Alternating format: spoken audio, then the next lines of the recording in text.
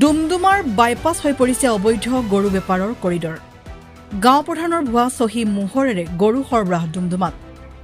বেআইনী আৰু অবৈধ কামৰ সুগম আৰু সুৰক্ষিত কৰিডৰ হৈ পৰিছে ডুমডুমাৰ বাইপাছ পথ।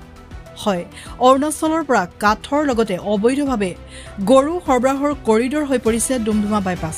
এইদৰে চোৰাংকৈ কাৰবাৰ অব্যাহত আছে ডুমডুমাত।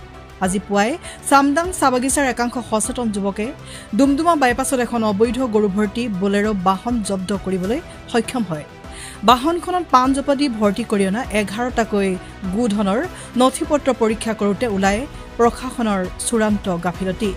ফিলবাৰী ৰূপজানৰ ৰাতুল বৰা নামৰ ব্যক্তি এজনে গৰু কেইজনীক বেপাৰীৰ হাতত বিক্ৰী কৰা বুলি বাহন চালকে জানিবলৈ দিয়ে যদিও গৰু সৰবৰাহৰ যাৱতীয় কেটেল পাৰ্মিট নাই। লগতে গাঁও প্ৰধানৰ ভুৱা চহী আৰু মোহৰ ব্যৱহাৰ কৰি গৰুৰ চোৰাং কাৰবাৰ ধৰা পৰে।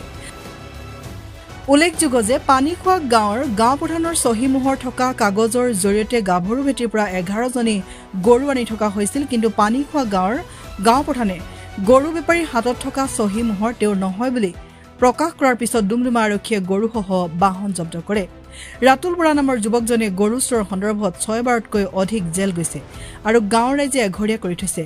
তথাপিও নিৰ্ভয়ে চলাই আছে গৰু চুৰি কাৰ্য আৰু গৰু সৰবৰাহ। ইয়াৰ পিছত ডুমডুমা বাইপাছত অবৈধ কাৰবাৰত নাকি লগাবলৈ সক্ষম হ'বনে জিলা প্ৰশাসন?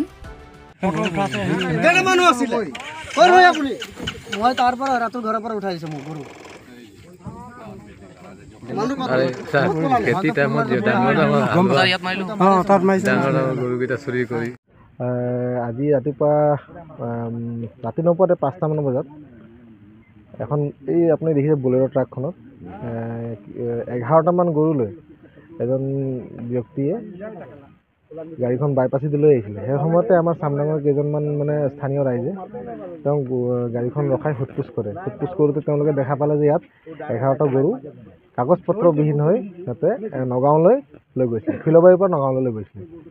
সেই সময়তে তেওঁলোকে স্থানীয় পুলিচ আহি পায়। ইয়াতে পুলিচ আহি পোৱাত যেতিয়া সোধপোছ কৰে কাগজ পত্ৰ ওলায়। ফিলবাৰী ৰাতুল বৰা নামৰ এজন ব্যক্তিয়ে তেওঁৰ নামত গৰুখিনি ইয়াৰ পৰা নগাঁও পঠাইছে। কিন্তু ৰাতুল বৰা ফিলবাৰীৰ হয়।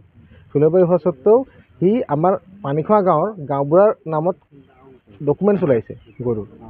সেই ডকুমেণ্টছখিনি ইউজ কৰি কিনে সি পঠাইছে সেইটো কেনেকৈ সম্ভৱ? সি হয় ফিলবাৰীৰ গাঁওবুঢ়া, আমাৰ হয় পানীখোৱা গাঁওবুঢ়াৰ কাগজ এটা নকল কাগজ বনাই কিনে সি লৈছে নগাঁও।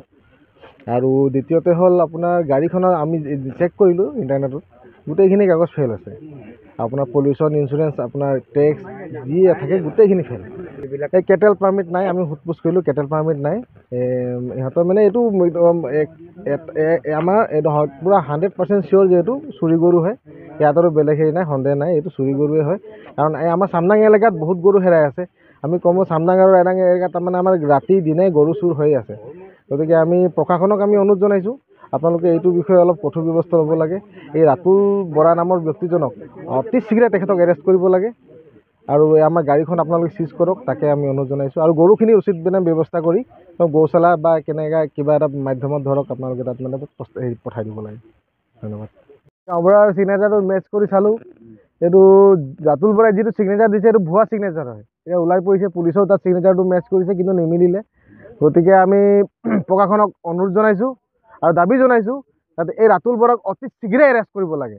যদি তেওঁ এৰেষ্ট নকৰে আমি কিন্তু অনাগত দিনত যদি এনেকৈ গৰু চুৰ ধৰা পৰে তেনেহ'লে আমি কিন্তু ৰাইজে উচিত ব্যৱস্থা ল'ম। ক'ৰ পৰা আহিছে? মই আহিছে কাজিৰঙাৰ পৰা। ক'ৰ পৰা লৈছে গৰু? এইটো ৰাতুলৰ ঘৰৰ পৰা। ৰাতুল কোন? এইটো দাদা কি নাম আছিলে এইটো? দিবৰ নেকি? ক'ত ঘৰ?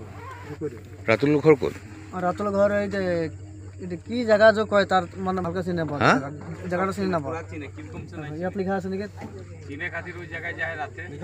ফিলবাৰী লিখা আছে। হিলবাৰী ঘৰ তাৰ। ফিলবাৰী ৰাতুল বৰা ঘৰ ক'ত? ৰাতুল বৰা তাতে ফিলবাৰীতে। কিমান কেইটা গৰু আনিলে? 11টা। কোনো কাগজ পত্ৰ নাই? কাগজ আছে। আছে নেকি? গাঁওবুঢ়াৰ কাগজ নহয়, আপোনাৰ আছে নেকি? কেটেল পাৰ্মিট আছে? কেটেল পাৰ্মিট নাই। আৰু বেলেগ কাগজ একো নাই? খালি গাঁওবুঢ়াৰ লিখাটোৱে আনিছে? একদম ৰাতি 9টাতে লৈ কিনে মালটো গৈছে। 5টা বজাত। এই চুৰিয়ে হ'ল ৰাতিপুৱা 5টা বজাত। ৰাতি কেইটা বজাত গৈছিলে? ৰাতি ঘৰৰ পৰা আহিছে 5টা বজাত, ইয়াত গৈ পাইছোঁ ধৰক 3টা বজাত মান পাইছোঁ। ৰাতি 3টা বজাত?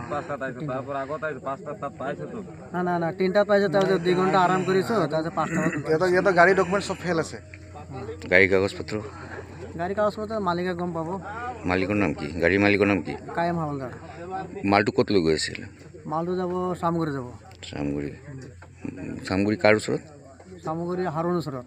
মাল নাম কি? হাৰুণ কি? হাৰুণ কি? এতিয়া এনে তাক আমি হাৰুণ বুলি মাতোঁ। তাৰ ভাড়াত আহিছোঁ, গাড়ী ভাড়া। হা? হাৰুণ ৰহমান হ'ব নেকি? থাকে ক'ত? থাকে তাৰ ঘৰ চামগুৰি। থাকে।